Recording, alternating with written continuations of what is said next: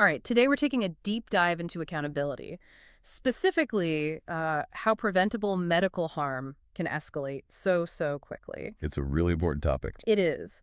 We've pulled our sources from bedsore.law on a really tragic case, and the mission here is to understand how, basic care failures can turn into something fatal.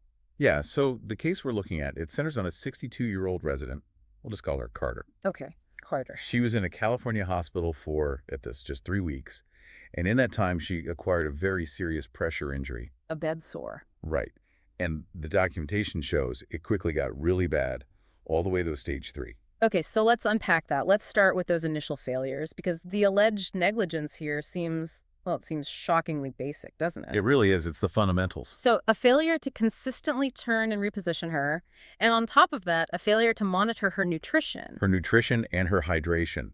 And, to ask if this is common, unfortunately, it's far too common. But the severity here is what's key. And a stage 3, that's not just a minor issue, that's serious. Oh, it's incredibly serious. It's a stage 3 means the injury is already broken through the skin and is down into the fat layer.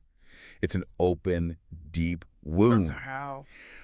And because of that failure to monitor, Carter also suffered significant weight loss and dehydration. Which just makes everything worse. It compounds everything. It escalates the situation from, just poor care to a systemic failure of support. And this is where the story, for me, takes a much darker turn. It shifts from negligence to, well, to alleged intentional misconduct. You have this serious, visible stage 3 injury. And the hospital chooses to discharge Carter to a nursing facility. Right. While allegedly concealing the bedsore's existence. They just didn't tell anyone. Exactly. They hid it from the receiving facility and from the family. And if you connect this to the bigger picture, that one decision, that concealment, it basically sealed her fate. Because that hidden wound, what happened?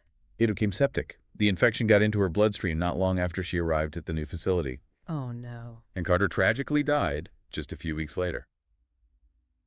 The lack of transparency turned what was a preventable wound into a fatal diagnosis. So let's shift to the legal side. How did the law respond to this whole sequence of neglect and concealment? Well, the firm that handled the case, they specialize in bed sores, fall injuries, and wrongful death. And they work on a no recovery, no fee model. And that model is a big tell, isn't it? It's a huge indicator. It tells you the lawyers felt the liability here was extremely high. They were confident they had a solid case. So what was the result? The documented result was a settlement, a pretty substantial one, for $415,499. Okay, so that number, it raises an important question, right? That settlement amount, it can't just be for the initial failure to turn her. No, absolutely not. It has to indicate that the legal system put major weight not just on the poor care, but on the institutional choice to hide that injury. Precisely. That's the core lesson here.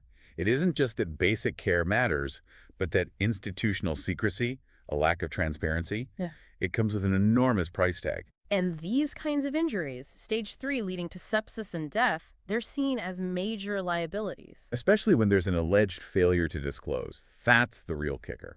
And given that the source material points to a wider pattern, falls, wrongful death, it seems this combination of neglect and concealment creates a catastrophic risk profile for these places. Think about that. The failure to just do the basics, and then the failure to be transparent about it becomes this predictable pattern of institutional risk. It's like a domino effect. It is. A simple oversight quickly spirals into life-ending consequences, and it just proves that the cost of concealing mistakes is often so much higher than the cost of fixing them in the first place.